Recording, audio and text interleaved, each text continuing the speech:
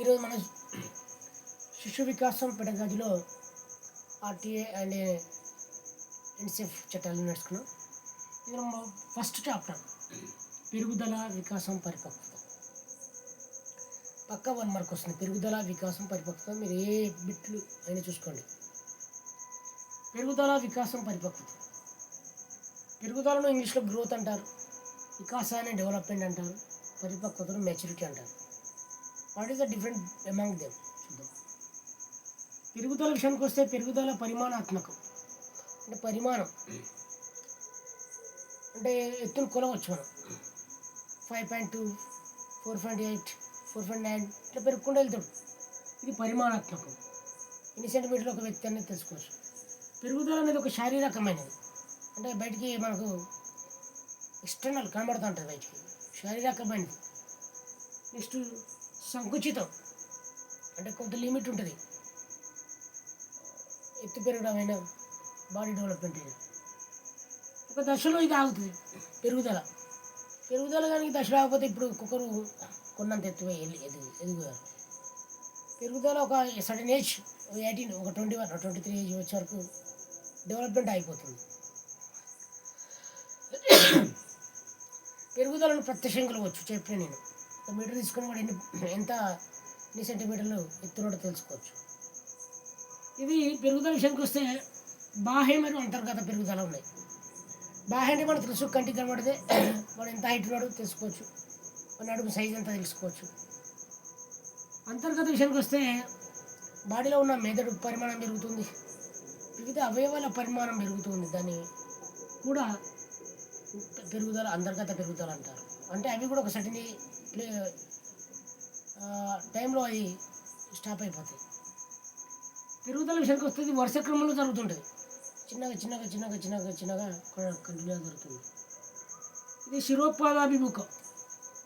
పెరుగుదల అనేది శిరోపాదాభిముఖత, అంటే శిరస్సు నుండి మొదలై పాదాల వరకు జరుగుతుంది. ఎట్లా అంటే తల్లిగర్భంలో ఉన్న పుట్టిన శిశువు ఫస్ట్ తల ఆకారం ఫస్ట్ వస్తుంది, తర్వాత మిగతా భాగాలు రావడం జరుగుతుంది. అలాగే దానికి దీన్ని శిరోపాదాభిముఖం అని అంటారు. ఇది సమీప దూరస్థ స్థితి. సమీప దూరస్థ అంటే ఇప్పుడు శరీరం మధ్య భాగంలో నుంచి కూడా డెవలప్. అంటే ఇప్పుడు మనం నడుము సైజ్ తీసుకోవచ్చు. విషయానికి వస్తే 5 years ఉన్నప్పుడు నడుము సైజ్ వేరే ఉంటుంది, 10 years ఉన్నప్పుడు నడుము సైజ్ ఉంటుంది. పాయింట్ ఎగ్జాంపుల్ మనం పాయింట్ తీసుకుంటాం. సో ఆ విధంగా శరీర మధ్య భాగాలు పెరగడాన్ని సమీప దూరస్థ స్థితి అంటారు. సో శిరోపాదాభిముఖం అంటే ఇట్లా హైటు, అండ్ సమీప దూరస్థ స్థితి అంటే ఈ విధంగా పెరగడం జరుగుతుంది నడుము. Okay, right. ఇది పెరుగుదల. వికాసం. పెరుగుదల పరిమాణాత్మకమని, వికాసం గుణాత్మకమని చెప్పింది హార్లాక్. ఇది బాగా గుర్తుంచుకోవడం ఇంపార్టెంట్. ఇది అడుగుతాడు. పెరుగుదల పరిమాణాత్మకం, వికాసం గుణాత్మకం అని చెప్పింది హార్లాక్ అనే శాస్త్రవేత్త. సో వికాసం అనేది గుణాత్మకం అంటే కొలవలేం, చూడలేము, మనం అబ్స్ట్రాక్ట్, మనం చూడలేం. సో వికాసాన్ని మనకు చూడలేం, డెవలప్మెంట్. ఓకే, నెక్స్ట్ వికాసం అనేది శారీరక వికాసం ఉంటుంది, మానసిక వికాసం. అంటే వికాసంలో పెరుగుదల ఒకటి, మరి మానసిక వికాసం అది మనకు కనబడదు. ఓకే, ఎగ్జాంపుల్ చూసుకుందాం. ఒక 10 years అబ్బాయికి 10th class లెక్కలు ఇస్తే చేయగలుగుతాడా? దానికి వాడు మానసికంగా ఇంకా వికాసం చెందలే. 10th class అబ్బాయికి ఎల్కేజీ యూకేజీ లెక్కలు ఇస్తే చేయగలుగుతాడు, ఎందుకంటే వాడు మానసికంగా వికాసం చెందినాడు. సో శారీరకం పరి మానసికం, ఇందులో ఉద్వేగం ఉంటుంది. ఆ మానసిక వికాసంలో సామాజిక వికాసం కలిగి ఉండదు. శారీరక, మానసిక, ఉద్వేగ, సామాజిక వికాసాలు కలిపే వికాసం. మీరు విస్తృతమైనది. వికాసం అనేది విస్తృతం, కొలవలేం, అన్లిమిటెడ్. ఓకే, కొలవలేం. దీన్ని కొలవచ్చు, వికాసానికి కొలవలేం. మనం ఎవరి నాలెడ్జ్ ఎంత ఉందో మనం చెప్పలేము. ఆ విధంగా వికాసం అనేది నిరంతర ప్రక్రియ. మనిషి పుట్టినప్పటి నుండి చనిపోయే వరకు జరుగుతూనే ఉంటుంది వికాసం. ఓకే, అదే పెరుగుదల సర్టెన్ ఏజ్ వచ్చేసరికి ఆగిపోతుంది. వికాసాన్ని పరోక్షంగా అంచనా వేయవచ్చు, ప్రత్యేకంగా కూడా పరోక్షంగా అంచనా వేయచ్చు. దానికి మనకు మనోవైజ్ఞానిక పరీక్షలు ఉంటాయి, దాని తర్వాత చాప్టర్లు నేర్చుకుందాం. మనం టెస్ట్ పెట్టి ఆ టెస్ట్లో ఎవరికి ఎంత వచ్చినా చూస్తే దాని ప్రకారం ఎవరు ఎక్కువ నాలెడ్జ్ ఉంటే వాళ్ళని మానసిక వికాసం చెందినట్టు అని అంచనాలు వేసుకోవచ్చు. వికాసాన్ని అంచనా అంటే ఈ విధంగా వేసుకోవచ్చు. D=F/ml సూత్రంతో వేసుకోవచ్చు. అంటే D అంటే డెవలప్మెంట్ అంటే వికాసాన్ని, M అంటే మెచ్యూరిటీ ఇంటూ L అంటే లెర్నింగ్, రెండింటిని కలిపితే వచ్చేదే వికాసం. ఇదే మనోవైజ్ఞానిక పరీక్ష ద్వారా చేసుకోవచ్చు. మూర్తిమత్వం అభ్యసనం వికాసంలో ఒక భాగం. మూర్తిమత్వం అంటే పర్సనాలిటీ డెవలప్మెంట్. పర్సనాలిటీ అంటే లడ్డుగా ఉండడం, 6 ప్యాక్లు ఉండడం కాదు పర్సనాలిటీ. ఇది వ్యక్తిత్వ వికాసం అంటే అంతర్గతంగా మనిషికి నాలెడ్జ్ ఒక రకంగా పెరగడం అన్నట్టు. సో ఇది మూర్తిమత్వం మరియు అభ్యాసం మీద ఆధారపడి ఉంటుంది. అభ్యాసం అంటే లెర్నింగ్, ఓకే, లెర్నింగ్ కెపాసిటీ ఉంటుంది. ఒక 2nd క్లాస్ అబ్బాయికి ఒక 10th క్లాస్ టెక్స్ట్ బుక్ ఇచ్చి రీడ్ చేయమంటే వాటి చేయలేడు. ఇక అనబుల్ టు ఓకే రీడ్ ఆ విధంగా అంటే వాడు మానసికంగా వికాసం చెందలే ఆ విధంగా అన్నట్టు. సో మూర్తిమత్వం పర్సనల్ డెవలప్మెంట్ అండ్ అభ్యాసం మీద ఆధారపడి ఉంటుంది. ఇది LSRW భాష పరమైన మార్పులను సూచిస్తుంది వికాసం అనేది. ఓకే, నెక్స్ట్ పరిపక్వత.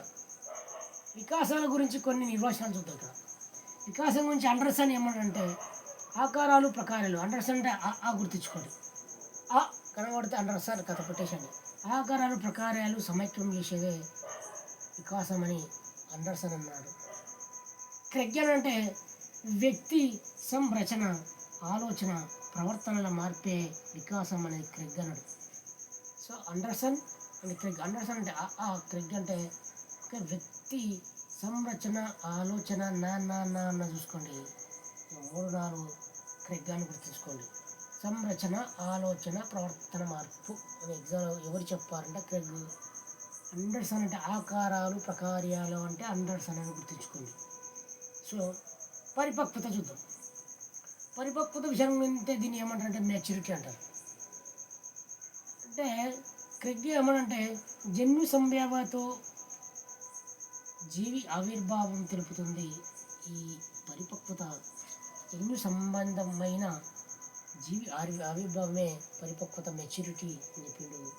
గెసెల్ అంటే జన్యు ప్రభావాల సంకలనం అని చెప్పిండు గెసెల్. So Kraigg గెసెల్. క్రెగ్ ఇక్కడ ఇప్పిండు, గెసెల్ ఇక్కడ ఇప్పిండు.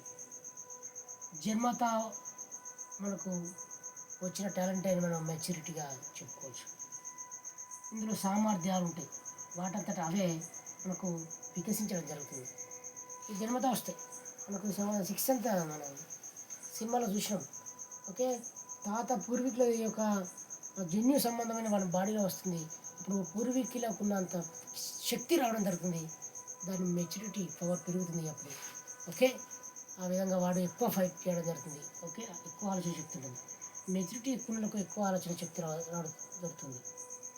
ఉద్వర్తనం అంటే మానసిక వికాసం, మానసిక సంస్థతే మనకు ఏమిది పరిపక్వత అని చెప్పడం జరిగింది. ఈ విధంగా పెరుగుదల, వికాసం, పరిపక్వత గురించి మీకు కంపల్సరీ బిట్లాడతాడు.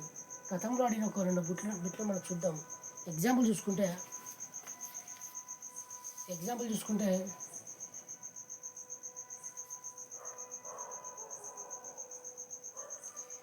సెకండ్ క్వశ్చన్ ఇచ్చిండు. 2024 మోడల్ పేపర్లో సెకండ్ క్వశ్చన్ మనకి ఈ విధంగా జరిగింది. ఏమని ఇచ్చిందంటే వికాస కృత్యాలకు సంబంధించి సరికాని స్టేట్మెంట్. అంటే అలా 3 రైట్ ఉంటాయి, 1 ఫాల్స్ ఉంటుంది. ఫాల్స్ మనం ఐడెంటిఫై చేయాలి. ఒకటి చూద్దాం వికాసం గురించి. వికాస కృత్యాల సాఫల్యత మంచి సర్దుబాటుకు దారితీస్తుంది. ఎస్, వికాసం ఉంటే మంచి అడ్జస్ట్మెంట్ అవుతాడు. ఓకే రైట్, అదొకటి రైటే. వికాస కృత్యాలు పుట్టినప్పటి నుండి ప్రారంభమవుతాయి. ఎస్, నేను ఇంతకుముందు చెప్పిన ఇది గుణాత్మకం అనేది ఇది నిరంతరం జరుగుతుంది. ఇది శిరోపాదవికం అని చెప్పిన పుట్టినప్పటి నుండి మరియు చనిపోయే వరకు జరుగుతూనే ఉంటుంది. అంటే ఎస్ కరెక్టే. వికాస కృత్యాలు సంజ్ఞానాత్మక, భావావేశం మరియు చలనాత్మకమైనవి మనోవైజ్ఞానిక చెప్పిన ఆల్రెడీ. ఇది శారీరక, మానసిక, ఉద్వేగ, సామాజిక వికాసం అని చెప్పిన అది రైటే.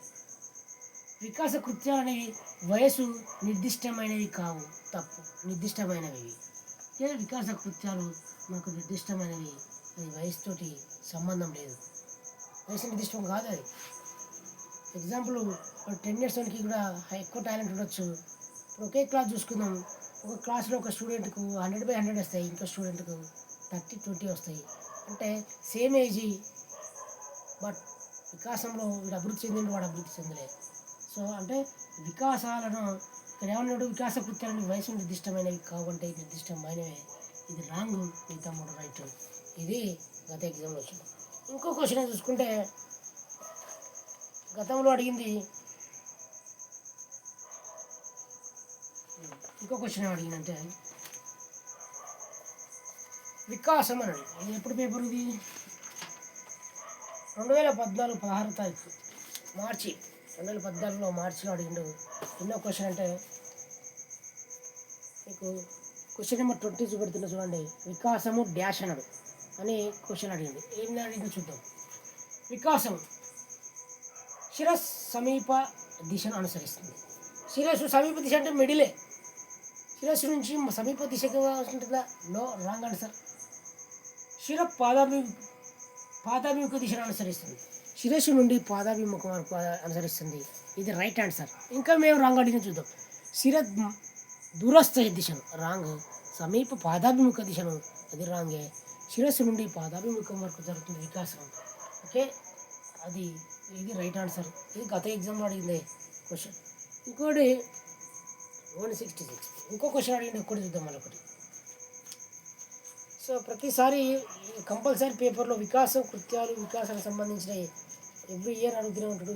ప్రతి పేపర్లో వికాసం మరియు పరిపక్వత పెరుగుదల గురించి పక్క క్వశ్చన్ లేకుండా ఏ పేపర్ కూడా ఉండదు.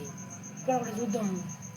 ఇది 2024 28 మే జరిగిన ఎగ్జామ్లో క్వశ్చన్ ఏంటంటే ఇక్కడ చూసుకోండి. వికాసం, పెరుగుదల, వికాసం మరియు పరిపక్వత 3 సంబంధించిన సరైన స్టేట్మెంట్ను గుర్తించమన్నాడు. ఇక్కడ చూడండి. ఇప్పుడు ఇక్కడ నేను 3 చెప్పిన చూసుకోండి. అందులో పెరుగుదల మరియు వికాసం పరిపక్వతకు దారితీస్తుంది. పెరుగుదల వికాసం వల్ల పరిపక్వత వస్తుందా? Wrong answer. పెరుగుదల ఎక్కువ పెరిగితే ఎక్కువ పరిపక్వత వస్తుందా? రాదు. కొంతమంది ఉంటారు ఎక్కువ అంటారు, అప్పుడప్పుడు తిరుగుతారు పెద్దలు, అరే 20 సంవత్సరాలు వచ్చినాయి గంత తెలివి లేదంటారు, ఇంకా మైండ్ మెచ్యూరిటీ కాలే నీకు అని అంటారు అట్లా. సో తప్పు. పెరుగుదల, వికాసం, పరిపక్వత ఒకటే. ఈ 3 అంటే ఒకటేనట. ఒకటే కాదు, తప్పు. ఇది ఒకసారి దగ్గర ప్లేస్ ఆగుతుంది, ఇది ఆగదు. ఇది జన్యు సంబంధించిన పరిపక్వత పెరుగుదల మరియు వికాసానికి హెల్ప్ చేస్తాయి, తోడ్పడతాయి. రైట్. మైండ్ మెచ్యూరిటీ అనేది ఎక్కువ మైండ్ మెచ్యూరిటీ అయితే ఎక్కువ వికాసం జరుగుతుంది. అందులో పెరుగుదల కూడా వన్ ఆఫ్ ద, అంటే వాడు 10 years అబ్బాయి వాడు 15 years కొత్త అంటే పెరుగుదల కూడా పరిపక్వత వెళ్ళిపోతుంటుంది, వికాసం కూడా వెళ్ళిపోతుంటుంది. ఇది కరెక్ట్. ఇంకోటి రాంగ్ ఏమి ఇచ్చాడో చూద్దాం, అది కూడా చూద్దాం. ఏమన్నాడు? పెరుగుదల మరియు వికాసం పరిపక్వత నుండి స్వతంత్రంగా ఉంటాయి. నో, ఎప్పుడు కూడా ఈ స్వతంత్రంగా ఉంటాయి, ఒకదానికొకటి ఓకే లింకప్ ఉంటాయి. పెరుగుదల, వికాసం అనేది ఓకే రైట్. ఈ విధంగా ఇప్పుడు ఒక క్వశ్చన్ వచ్చాడు. ఇంకో క్వశ్చన్ కావాలంటే చూద్దాం మనం.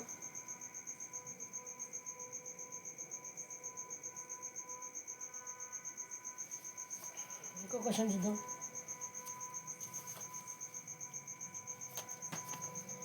పక్కా క్వశ్చన్ అడుగుతాడు.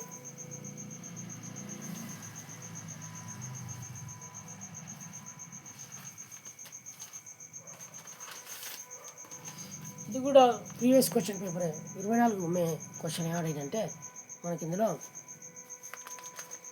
సెకండ్ క్వశ్చన్ చూసుకోండి. వికాసం అనేది